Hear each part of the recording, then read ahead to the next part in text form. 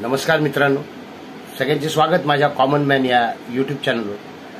मित्रांनो, जगद्गुरू संत तुकाराम महाराज यांची एक ओवी तुम्हाला चांगली माहिती असेल. त्यांनी म्हटलेलं आहे, निंदकाचे घर असावे शेजारी. होय, आणि त्याच चालीवर मी म्हणतोय, राऊतांचे घर असावे शेजारी. आता संजय राऊत यांचा उल्लेख केल्यानंतर तुम्हाला वाटेल काय बघायचं त्याच्यात, या व्हिडिओत काय सांगणार आहात तुम्ही. जास्तीत जास्त राऊतांवर टीका करणार आहात, राऊतांची टिंगलटवाळी करणार आहात आणि राऊतांबद्दल काय बोलणार आणि काय ऐकणार असं सगळ्यांना वाटू शकतं. पण खरोखर एक अफलातून व्यक्तिमत्व म्हणून त्यांच्याकडे आपण बघू शकतो का? म्हणजे जगद्गुरू तुकाराम महाराजांनी जसं निंदकाचे घर असावे शेजारी असं म्हटलं, तसं राऊतांचे घर असावे शेजारी. काय फायदे होतील हो?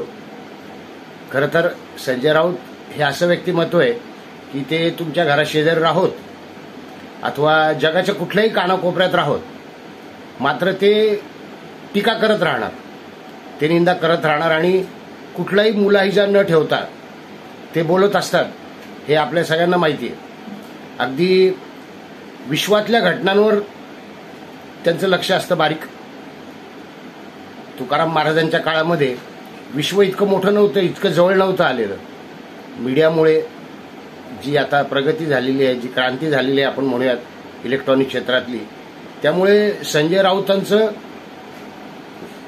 खूपच छान चाललंय. आता नुकताच विधान परिषदेच्या निवडणुकांचं आपण उदाहरण घेतलं तर त्यावरून संजय राऊत जे काही बोलतायत आणि ते जे काही बोलतायत त्यामागं काही विचार असतो असं मात्र अजिबात नाही. म्हणजे तुकाराम महाराजांचं म्हणणं होतं की निंदक शेजारी का पाहिजे, तर तो आपल्या चुका आपल्याला दाखवून देतो, आपल्यावर टीका करतो आपल्या चुकांबाबत आणि आपल्याला सुधारण्याला वाव देतो किंवा सुधारण्यासाठी सूचना देतो. म्हणून त्याचं घर शेजारी असलं पाहिजे असं महाराजांना अपेक्षित आहे. पण संजय राऊतांचं घर शेजारी असो किंवा कुठेही असो, मगाशी म्हटलं तसं की जगाच्या कुठल्याही कोपऱ्यातून ते आपल्यावर टीका करू शकतात.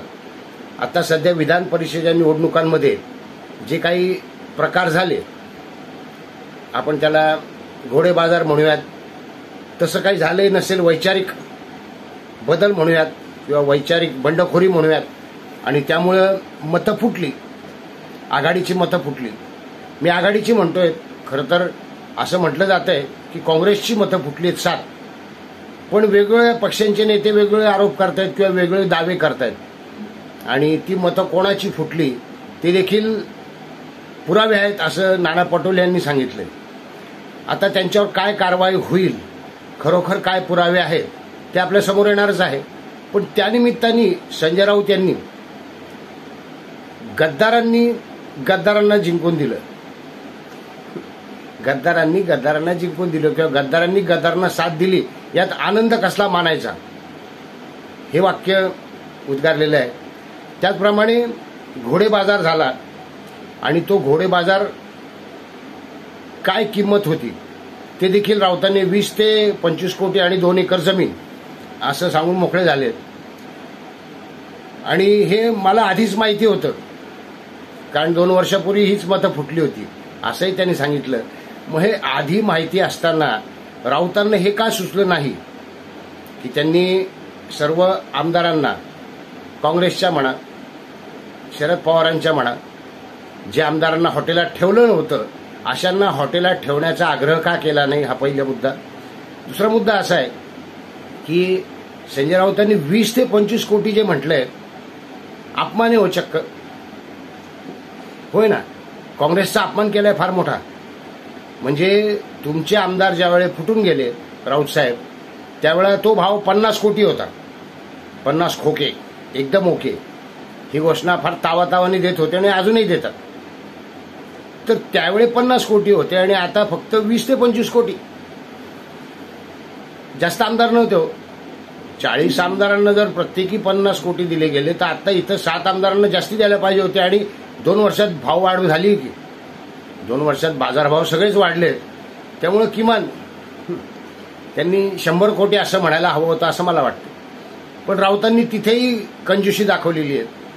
त्यांनी आपले आमदार जास्त महत्वाचे होते, ते 50 कोटीत फोडले एक प्रत्येकी, आणि काँग्रेसचे आमदार फक्त 20 कोटी 25 कोटीमध्ये विकले गेले असंही सांगण्याचा प्रयत्न केलाय. बघा, गंमत असते, ते कधी काय बोलतील याचा काही नेम नाही.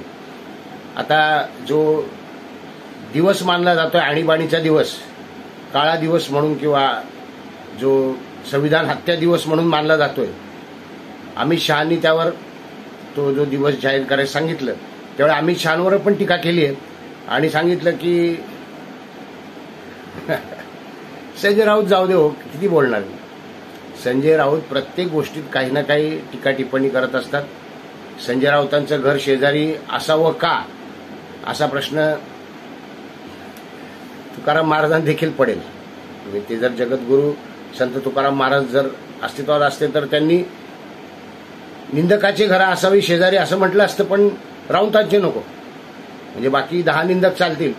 कारण काय की निंदक हा प्रामाणिकपणे टीका करणारा असावा, तो खोटं बोलणारा नसावा, तो योग्य ठिकाणी टीका करणारा असावा, आणि तो राजकीय पण नसावा. होय ना. निंदक जर राजकीय स्वार्थासाठी बडबड करत असेल, ज्याला बाष्कळ बडबड असं म्हणता येईल, तर मग त्याचं घर शेजारी असून काय फायदा नाही. तो मनस्ताप आहे, आणि तसा मनस्ताप सध्या महाराष्ट्रात सुरू आहे. गेल्या 4-5 वर्षापासूनच हा मनस्ताप सुरू आहे. 2019च्या निवडणुकानंतर हा मनस्ताप सुरू झालाय. यापूर्वी देखील संजय राऊत टीका करत होते विरोधकांवर, त्यावेळेचे विरोधक, म्हणजे ज्यावेळी युती होती आणि त्यावेळी विरोधक काँग्रेस होतं, राष्ट्रवादी होतं, त्यांच्यावर टीका करत होते.